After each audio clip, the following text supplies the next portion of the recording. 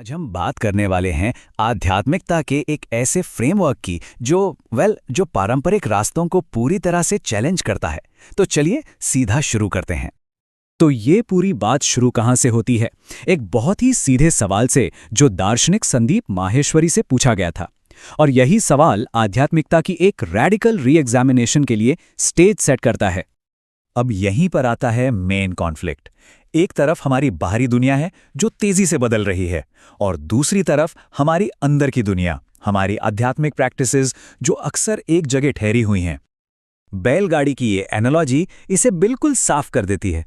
मतलब सोचकर देखिए, बाहर की दुनिया में तो कारें हैं, इंटरनेट है, साइंस है, लेकिन हमारी जो अंदर की दुनिया है, हमारी स्पिरिचुअलिटी, वो आज भी बैलगाड़ियों के जमाने में अटकी हुई है।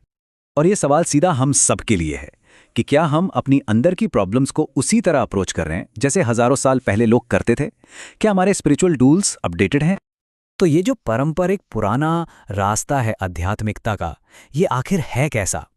इसे अक्सर एक बहुत लंबी, मुश्किल और ना जाने कितने सालों तक चलने वाली यात्रा की तरह देखा जाता है, जिसका रिजल्ट भी सर्टेन नहीं है। देखिए, ये है वो ट्रेडिशनल लैडर जिसकी यहाँ बात हो रही है। पहले एक गुरु ढूंढो, फिर सालों साल मंत्र जपो, 20 साल तक ध्यान करो, और इतने सबके बाद भी हाथ में क्या है? सिर्फ एक उम्मीद, कोई गारंटी नहीं।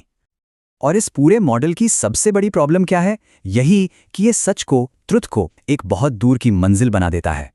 कोई ऐसी चीज जिसे भविष्य में जाकर पाना है, जो अभी इस पल में मौजूद नहीं है। तो अब बात करते हैं उस रेवोल्यूशनरी आइडिया की, जो इस पूरे स्ट्रक्चर को, इस पूरे ढांचे को सिर के बल खड़ा कर देता है। और वो आइडिया ये है, जरा सोचिए, क्या हो अगर जो पुराने रास्तों का अंत है, जो मंजिल है, वो असल में किसी नए रास्ते की शुरुआत हो? Sound of silence. अब ये नाम सुनकर लगता है कोई रहस्यमयी आवाज होगी, पर नहीं, ये कोई कल्पना नहीं है, बल्कि एक साइंटिफिक रियलिटी है। इसे ऐसे समझ लीजिए कि ये यूनिवर्स की वो फंडामेंटल वाइब्रेशन है, वो धुन है जो हमेशा हर जगह मौजूद है, बिल्कुल हवा की तरह। ये बात, वाओ, ये एस्टैब्लिश्ड ट्रेडिशन से एक रैडिकल डिपार्चर है। मतलब जहां हजारों सालों की स्पिरिचुअल सर्च खत्म होती है, ये नया रास्ता कहता है, ठीक है, मेरी खोज तो यहां से शुरू होती है। तो सवाल उठता है कि ये नया तरीका काम कैसे करता है? बहुत सिंपल है। ये सालों के अंधे विश्वास और किताबी ज्ञान को साइड में रखता है, और सबसे पहले रखता है डायरेक्ट एक्सपीरियंस को। दोनों तरीकों में फर्क देखिए कितना बड़ा है। पुराना तरीका कहता है, पहले ज्ञान लो, पढ़ते रहो, फिर उम्मीद करो कि सालों बाद शायद अनुभव होगा। और नया तरीका कहता है, नहीं, पहले डायरेक्ट एक्सपीरियंस करो और फिर उस एक्सपीरियंस को समझने के लिए ज्ञान का इस्तेमाल करो। मतलब पहले पानी पियो, अपनी प्यास बुझाओ, बाद में उसकी केमिस्ट्री समझते रहना कि वो H2O है।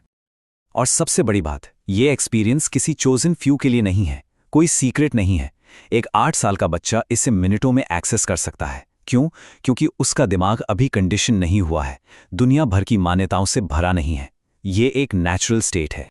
तो इस नए रास्ते का जो टूल किट है, वो भी बिल्कुल अलग है। ये ब्लाइंड फेथ पर नहीं, बल्कि एक साइंटिफिक माइंडसेट पर चलता है।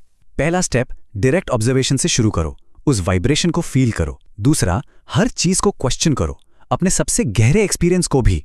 तीसरा, अपनी अंडरस्टैंडिंग को मॉडर्न साइंस जैसे क्वांटम फिजिक्स के साथ अलाइन करके देखो।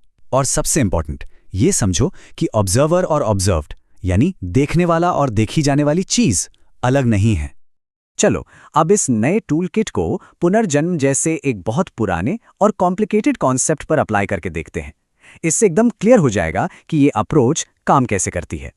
तो ट्रेडिशनल सवाल क्या है? यही कि क्या पुनर्जन्म होता है? अब ये एक ऐसा सवाल है जो सिर्फ बिलीफ पे जाकर अटक जाता है, हाँ या ना, और बहस कभी खत्म नहीं होती। लेकिन ये नया अप्रोच इस सवाल को ही फंडामेंटली बदल देता है। पुनर्जन्म पर बहस करने के बजाय ये एक ज्यादा बेसिक सवाल पूछता है, एक मिनट, पहले ये तो बताओ कि जन्म क्या है? देखा, सवाल बिलीफ से हटकर सीधी इन्वेस्टिगेशन पर आ गया। और फिर ये इन्वेस्टिगेशन और भी डीप जाती है। ये उस आइडिया को ही चैलेंज करती है कि कोई एक सेपरेट मैं है जो इस यूनिवर्स से अलग है और जो पैदा हो सकता है या मर सकता है। अगर कोई सेपरेट सेल्फ है ही नहीं, तो किसका जन्म और किसका पुनर्जन्म? और ये कोट, ये तो पुनर्जन्म की पूरी प्रॉब्लम को ही डिसॉल्व कर देता है। ये कहता है कि अगर आप ही पूरे यूनिवर्स का पुनर्जन्म है, तो आपकी मौत कैसे हो सकती है? जर्नी कहाँ है? कोई आने जाने वाला है ही नहीं। और ये ये हमें इस पूरी इंक्वायरी के ग्रैंड विजन तक ले आता है। देखिए, ज्यादातर स्पिरिचुअल टीचिंग्स में क्या कहा जाता है कि एक इंसान यूनिवर्स से कनेक्टेड है, जुड़ा हुआ है। ये एक सुंदर विचार है, पर इसमें अभी भी दो चीजें हैं, एक इंसान और दूसरा यूनिवर्स। लेकिन जो असली रियलाइजेशन है वो इससे एक कदम और आगे है। वो कनेक्शन का नहीं, वो वननेस का है। A person is the universe. एक व्यक्ति ही ब्रह्मांड है। ठीक वैसे ही जैसे लहर समुद्र से जुड़ी नहीं होती, लहर ही समुद्र है। तो आखिर में बस ये एक सवाल, अगर ये पूरी स्पिरिचुअल जर्नी कभी किसी मंजिल तक पहुंचने के बारे में थी ही नहीं, तो फिर उस जगह से दुनिया को देखने का, उसे एक्सप्लोर करने का क्या मतलब है, जहां हम सब पहले से ही मौजूद हैं।